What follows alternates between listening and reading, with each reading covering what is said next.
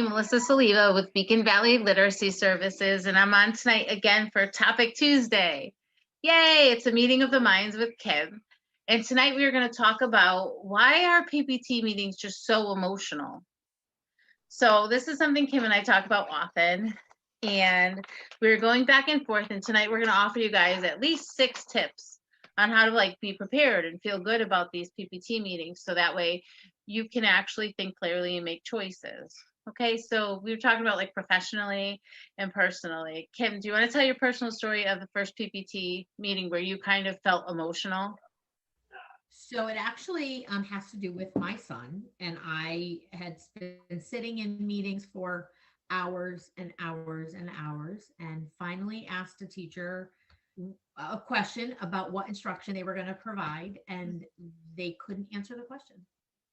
So now I'm sitting around a table with professionals, and I'm waiting for them to tell me how they're going to educate my kid, and nobody can answer that question. And I will be honest, I broke down. I started crying in that meeting. And it was at that point that I kind of made the decision that I needed to ask for everything and I needed to advocate for him because it wasn't going to get better if I didn't. And then you guys have come so far. We have. It's just an amazing story, and he's so lucky to have you, and you're so lucky to have him because he's one of my favorite teens. Kid is awesome. So mine kind of I wanted to give you guys the professional viewpoint, and I was a rookie teacher. I taught 5th grade in an urban setting, and I went to my first PPT as the general ed classroom teacher, and the parent started crying, and I felt so strange. I hadn't had any kids of my own. And by the time the meeting was over and everybody presented their reports, the teacher was still upset. I mean, the parents were still upset. And me as the teacher, I'm giving them tissues and apologizing for something I didn't even do. And I'm I'll tutor him, I'll help, I'll do this, I'll do that. The crying at meetings is uncomfortable. It's uncomfortable for everybody, but everybody's experienced it too. Mm-hmm. So, and now me professionally or personally, my little one goes to PPTs. I go to PPTs with my little one, and it's been rough. The testing last time came out super bad, and I was super upset. And it was a triennial. I can never say it right. So that was a 3-year mark, and that's kind of where we both came up with the why are PPTs so emotional. I think one thing is the first tip, we really have to be prepared for the PPT. And I think this goes, Melissa, I think this also goes to your parent rights that, you get those parent packets and it says, oh, here's the packet, here's all your rights and everything. And it's it's long and there's all this legal jargon and it's so hard to understand. But parents need to know that they are a member of that team. You're not just showing up to hear what other people have to say and what decisions they have to make. You're a part of that team and you're a decision maker. So you need to be educated. And so you have to ask those questions and being prepared is the first step to being prepared is saying, I need all those reports. And then look at them, read them. Yeah, I think that's the best part. I mean, being prepared in general was my tip number 1, but your tip number 1 is reviewing all the documents and feeling prepared and knowing. Yes. And if you have questions, make my number 2 would be make a list of questions. If you have questions going in, it's so much easier to ask. I'm going to ask you a loaded question because I know the answer as both a professional and a parent. How far in advance should I really get those reports and be able to look at that data? Because you are the advocate. I know I've seen districts, I can tell you what my experience is, okay? Right. Because I've had people walk into PTs and have the paperwork handed to them right then and there.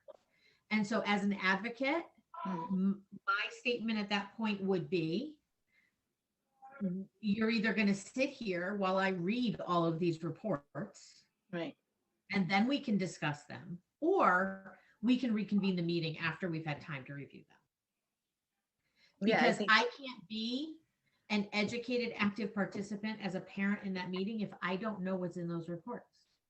So a lot of districts will use like a 3-day timeline. I've seen some districts do 5. It depends because there's really no clear rule. Right. I mean, I think I like professionally, I always try to really give my parents like advance notice, especially if it's an evaluation. And I feel as though I always draw a comparison to the data and just present it. Right. And I think what happened, or what had happened to me, was that I wanted to look at the data before that. No, to look at the data from the prior testing 3 years ago to see what had happened from year to year. And I didn't have that opportunity. So I was kind of like put on the spot. I stepped up to the plate. I got all I knew enough to email and say, hey, where's my testing? So I can look at it. And it worked out okay. But I just think, like, you know, I have you and I had like a plan of what we're going to talk about. I'm skipping right to number 3 because you had mentioned it. Do not be afraid to ask for more time. And don't, like, you would just say, oh, I'm going to reconvene this meeting because I'm emotional, I'm uncomfortable, I didn't get enough time to look at the data or look at the testing. And like, it's okay. It is totally okay. But I can't do that because I'm a people pleaser. Yeah, but you have to remember that as many professionals as are sitting around that table, you know your child the best. Nobody knows your child better than you do. And so it needs to be a team, and it needs to be a working team. And so if you're the parent, you need to be able to provide information. You're going to provide information that no teacher, no other professional sitting at that table is even going to think about. We've been saying, oh my God, and this is crazy.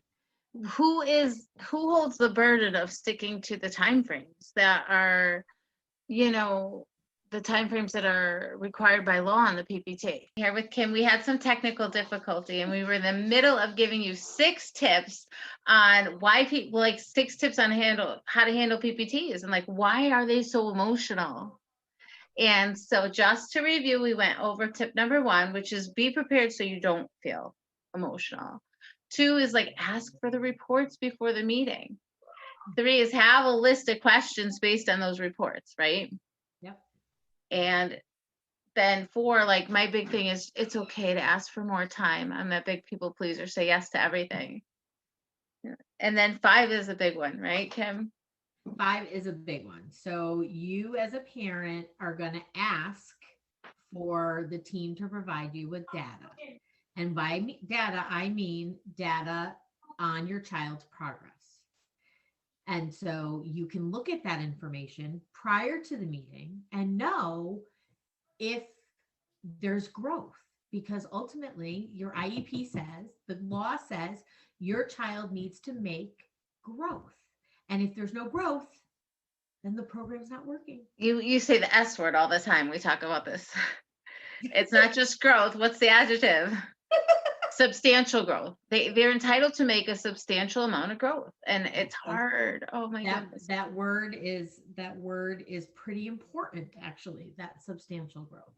Right. You can't just be making these little bits across 15 years. No, it's not enough, especially when they're mastery-based reading programs. Like the mastery-based reading program, you're supposed to move through it quickly. Like some of these programs, we were going to talk about programming, and I guess my big thing is, like, my number 6 is, what does it look like in the classroom? Like, we talk about all these specialized programs. We talk about specialized instruction to address like goals and objectives. And as a parent, sometimes I know as a professional what it means, but as a parent, I'm like, well, what does that really look like for my child? The whole different support they need to achieve their goals and master in the classroom. And most parents aren't in the classroom. For most parents, the last time you were in a classroom as a student was when you were in high school.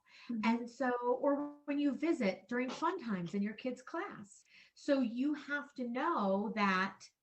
Pieces together. I guess the other part about, the emotional part of PPTs is just like, I guess we're all human and we're all connected. Everybody tries to have the best interest of our students, our kids at heart. And ultimately, that is when a program works the best, is when everybody is respected as a member of that team working for that child. That's when the greatest stuff happens. True. So Kim, as always, I'm always saying, reach out to you. Reach out to Kim, because she is a wonderful professional OT advocate, rock star mom. Yeah, and it's just helpful. I mean, I go to you all the time, so this is kind of like a sneak peek, so everybody gets to hear what we have to say. Fun. I know. So I will put Kim's contact information in the description on our YouTube video, and as well as mine. So if you need anything, reach out to us, okay? Thanks. Bye.